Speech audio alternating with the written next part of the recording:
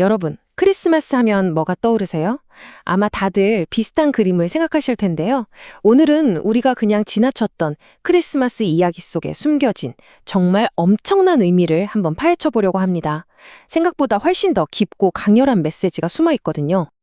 이런 기억 다들 하나쯤은 있으시죠? 찬송 부르는 사람들을 따라가다가 그만 얼어붙은 논에 빠져버렸어요.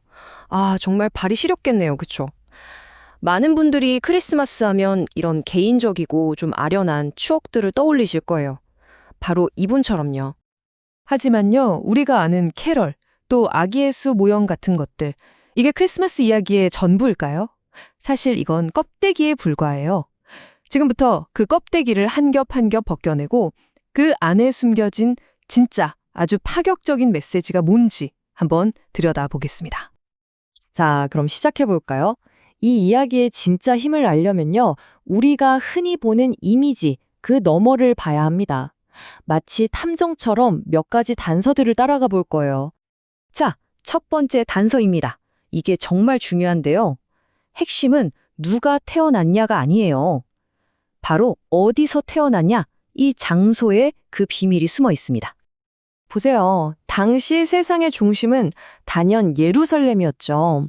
정치, 경제, 종교, 모든 권력이 모여 있는 곳이었잖아요.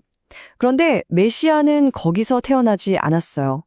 예루살렘에서 한 8km 떨어진 정말 변두리 마을인 베들레헴에서 태어났다는 거죠. 이건 뭘 의미할까요? 기존의 부패한 권력 중심이 아니라 완전히 새로운 시작을 알리는 상징적인 장소였던 겁니다. 근데 더 재밌는 건 이 베들레헴이라는 이름이에요.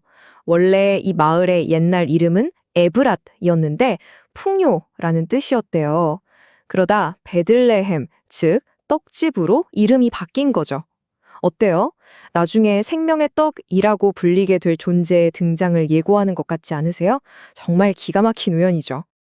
그리고 또 하나, 이 베들레헴이 어떤 곳이었냐면요, 예루살렘 성전에 제물로 바칠 어린 양들을 키우던 곳이었어요. 정말 엄청난 아이러니 아닌가요? 성전에 희생될 양들을 길러내던 바로 그 동네에서 온 세상을 위한 궁극적인 희생양, 하나님의 어린 양이 태어났다는 거니까요. 자, 이제 두 번째 단서로 넘어가 보겠습니다. 이야기가 점점 더 흥미진진해지죠? 이번엔 천사들의 선포에 주목해야 합니다. 우리가 보통 생각하는 그런 종교적인 메시지가 아니었어요. 이건 당시로서는 정말 지극히 정치적이고 혁명적인 선언이었습니다. 천사들이 아기 예수를 뭐라고 불렀죠? 구주, 그리고 주. 자, 그런데 이 단어들, 구주와 주는요, 1세기 로마 제국에서는 오직 로마 황제에게만 쓸 수 있는 공식 칭호였어요. 한마디로 폐하, 죽은 이런 느낌인 거죠. 근데 이걸 웬걸? 로마도 아니고 저 변두리 시골 마국간에서 태어난 아기한테 이 칭호를 썼다는 거예요. 이건 뭐냐면 진짜 왕은 로마 황궁에 있는 카이사르가 아니라 지금 여기 구유에 누워있는 이 아기다라고 세상에 선포해버린 엄청나게 급진적인 선언이었던 거죠. 이렇게 엄청난 왕이 태어났다면 그 증거, 즉 표적도 뭔가 대단해야 하지 않을까요? 바로 여기서 이 이야기의 가장 큰 역설이 등장합니다. 보통 왕의 표적 하면 뭐가 떠오르세요? 당연히 번쩍이는 왕좌, 화려한 옷, 거대한 궁전 이런 거잖아요. 그런데 천사들이 알려준 메시아의 표적은 뭐였죠? 가축 밥그릇인 구유, 그리고 갓난아기를 감싼 강보. 세상에서 가장 힘없고 연약한 모습이었어요. 세상이 기대했던 모든 권력의 상징을 완전히 뒤집어버린 거죠. 이 인용문이 딱 그 말을 하네요. 동방 박사들은 왕을 찾아서 당연히 헤롯의 궁전으로 갔잖아요. 하지만 진짜 왕을 만나려면 궁전이 아니라 마구간으로 가야 했다는 것, 바로 이거예요. 크리스마스 메시지의 핵심은 힘과 권력에 대한 개념을 완전히 새로 쓰는 겁니다. 진짜 위대함은 남을 지배하는 데 있는 게 아니라 가장 낮은 곳으로 내려가는 겸손에 있다는 거죠.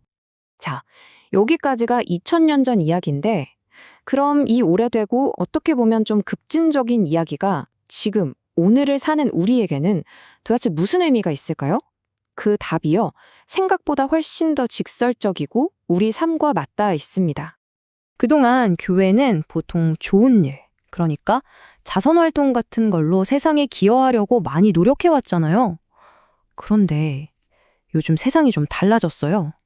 이제는 그런 방식이 예전만큼 감동을 주지 못한다는 목소리가 많아요. 왜냐하면 정부가 하는 복지가 훨씬 더 체계적이기도 하고 때로는 도움을 받는 사람들이 고마워하기는커녕 부담스러워하기도 하거든요. 심지어 저거 다 자기들 좋으려고 하는 거 아니야? 하는 의심의 눈초리도 받고요. 그럼 세상이 진짜로 원하는 건 뭘까요? 그냥 뭘 나눠주고 도와주는 자선이 아니라는 거예요.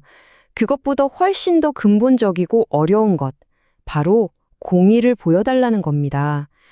이 공의라는 건 그냥 착하게 사는 걸 넘어서서 하나님의 올바름, 그 공정함과 진실함을 우리 삶 속에서 직접 살아내고 보여주는 거예요. 한마디로 제대로 사는 모습을 보여달라는 거죠. 세상에 우리에게 던지는 말이 바로 이거예요. 우리는 솔직히 그렇게 못 살아. 근데 당신들은 신을 믿는다며, 천국도 지옥도 믿는다며, 그럼 우리 대신이라도 좀 제대로 살아주면 안 돼? 이 말에 모든 게 담겨 있죠. 세상은 돈이나 물건을 달라는 게 아니에요. 당신들이 믿는다고 말하는 대로 그 기준대로 한번 살아봐라. 그래서 우리에게 본을 보여달라. 바로 이겁니다. 결국 크리스마스 메시지는 땅에는 평화잖아요. 근데 한번 생각해 보세요. 우리 각자의 삶에서 먼저 이 공의, 즉 정의를 실천하려고 애쓰지 않는데 어떻게 세상에 평화가 올 수 있을까요? 가장 높은 곳에서 가장 낮은 곳으로 오신 그 급진적인 이야기. 그 이야기는 결국 우리에게 이렇게 묻고 있는 겁니다. 너는 어떻게 살 거냐라고요. 어쩌면 진짜 평화는 그 질문에 대한 우리 각자의 대답에서 시작되는 건지도 모르겠습니다.